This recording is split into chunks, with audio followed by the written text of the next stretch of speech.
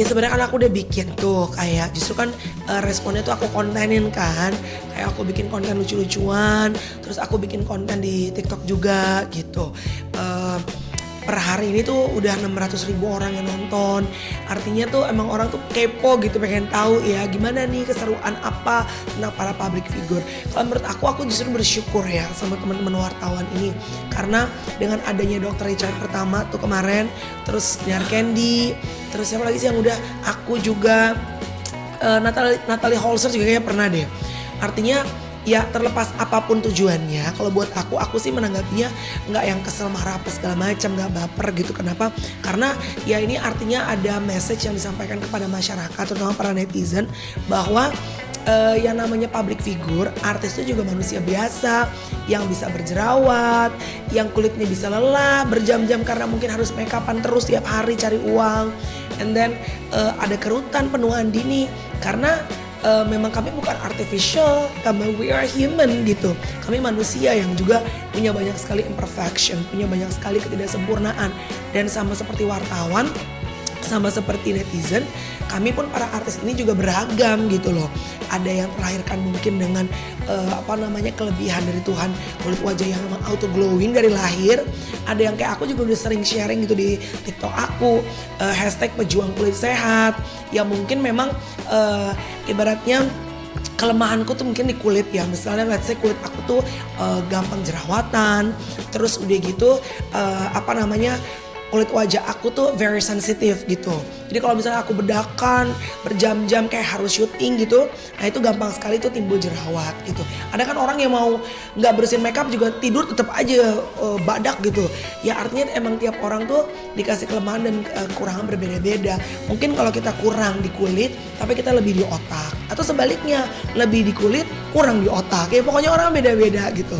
Ya menurut aku justru ini memberikan message kepada masyarakat bahwa kalau you expect kami artis ini harus always perfect, you'll be disappointed, pasti akan kecewa.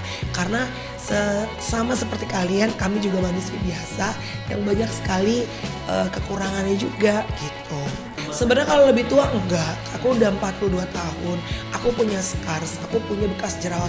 Bahkan aku itu udah sering bikin, waktu Dr. Richard tuh viral, aku tuh dengan di laser babak belur kulit muka aku, karena aku tuh rajin laser ya, sebulan sekali untuk bersihin nih scars bekas jerawat atau sebutannya bopeng. Aku sampai punya sebutan untuk kalau aku bikin konten tuh, buat kalian yang punya bobski ya alias bopeng gitu. Terus aku nyebut ada yang sebutannya ada boba sama boti. Boba itu bopeng banget, boti bopeng tipis-tipis gitu. Artinya kalau misalnya aku udah berani buka wajahku tanpa makeup habis di laser babak belur gitu, waktu mengomentari Dr. Richard dan itu hampir 5M FYP, aku bilang bahwa kan Dr. Richard bilang, oh punya skincare tapi kok bopeng, ada jerawatan. Aku bilang sama masyarakat bahwa bopeng itu bukan aib gitu loh. Bukan berarti kita jualan skincare, meaning bahwa kita harus kulitnya auto glowing. Ya setiap orang itu kan pasti punya journey, perjalanan kulitnya berbeda-beda gitu. Ya kalau buat aku, nggak akan mau negor wartawannya, bahkan aku konten aku switch gitu. Karena menurut aku pada saat ada orang misalnya melakukan apapun bentuknya kepada kita gitu ya, dan aku kan nggak tahu nih tujuannya apa mereka, teman-teman segelintir wartawan ini ya ada yang bilang itu kan apa adanya kulitnya gitu, tapi menurut aku memang cara pengambilan sangat dekat. Terus memang dengan kamera yang memang nggak ngerti ya kamera apa, itu benar-benar belang belentong gitu loh. Kayak Dinar pun nggak ada bekas jerawatnya, ya paling ada kerutan-kerutan di sini, mungkin nggak tahu kenapa, namanya orang kan kulit macam-macam. Itu di kamera wartawan kelihatannya tuh kayak parah banget gitu loh. Artinya memang gini, memang aku tidak terlahirkan dengan kulit wajah yang mulus, halus, apa segala macam. Memang aku punya scars.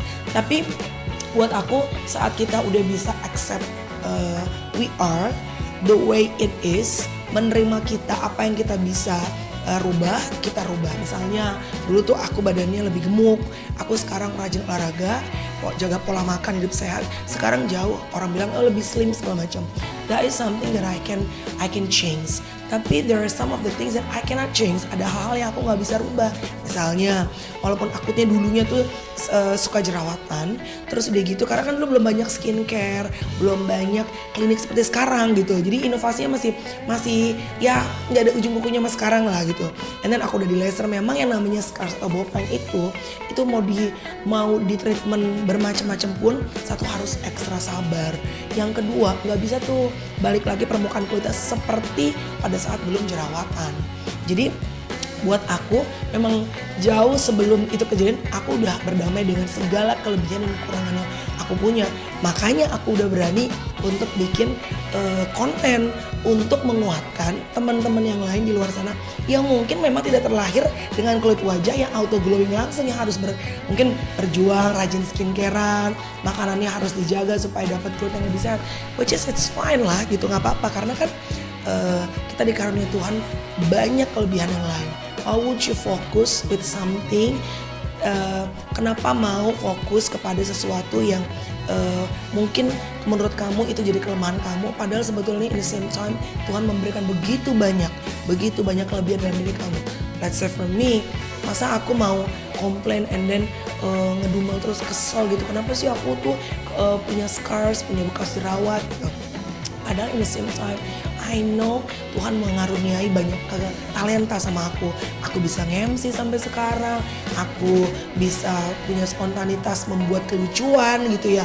Yang kadang-kadang aku sendiri juga kok bisa kepikiran saat itu. So for me, will be a lot better if we are focusing with our strength rather than our weakness gitu. Aku tuh orang yang selalu dalam setiap apapun mas, sebenarnya gini kan, netizen yang bilang, Kak kenapa lu gak marah-marah Kak biar makin viral gitu kan. For me ada hal-hal yang dalam hidup di luar dari kontrol kita. Artinya respon masyarakat, komen netizen, apa yang dilakukan wartawan. Kan tadi aku bilang kan, aku gak tahu purpose-nya apa, itu aku gak bisa kontrol. What I can control, apa yang saya bisa kontrol adalah respon saya. Terserah saya nih, saya mau marah-marah, mau jadi baper, nulis di story maki-maki, atau mungkin mau nuntut ya kan, karena nggak terima, mungkin ibaratnya mungkin akhirnya diekspos kekurangannya, atau saya pengen switch menjadi suatu konten yang bisa menghibur masyarakat, but in the same time juga bisa memberikan knowledge kepada masyarakat bahwa ya itu tadi, lo nggak bisa expect artis tuh harus selalu sempurna, karena sebenarnya kami pun sama seperti kalian, kami ciptaan Tuhan yang banyak sekali imperfectionnya, banyak sekali kelemahannya.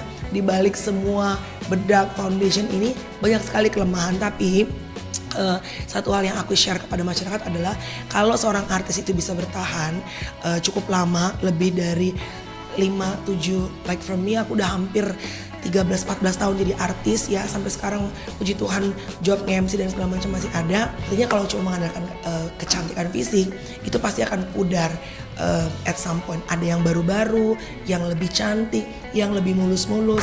Nah kalau misalnya sampai hari ini masih bisa berdiri menjadi seorang public figure, masih laku, masih nge-MC banyak, berarti kan ada skill yang terus dipertajam, ya kan, lebih daripada cuma sekedar menjual fisik. Dan di atas segalanya ada favor of God, kemurahan Tuhan yang mengikuti kita.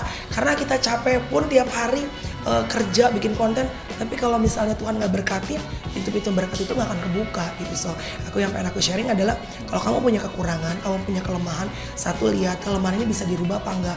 Ada orang-orang yang terlahir mungkin, mohon maaf, disable, cacat misalnya ya, masih boleh gak sih, atau disable ya misalnya. Kalau kamu nggak bisa rubah, ya udah, we gotta accept it. Misalnya kamu punya bopeng, bekas jerawat, atau kekurangan lain lah, apapun. Yang kalau kamu ngerasa kamu udah usaha setengah mati dan kamu nggak bisa rubah, you have to accept it. Berdamai dengan kekurangan kamu dan cari apa yang menjadi kelebihan kamu. Tapi kalau kamu masih bisa lakuin perubahan, seperti misalnya kamu ngerasa I'm overweight, aku nggak enak badannya, aku akan lebih confident, akan lebih laku nih kalau misalnya aku punya badan lebih ideal. Do it, lakuin gitu. Yang lo bisa ubah, lo ubah. Tapi kalau lo nggak bisa ubah, berdamai dan switch. Itu kelemahanmu harus menjadi kekuatanmu.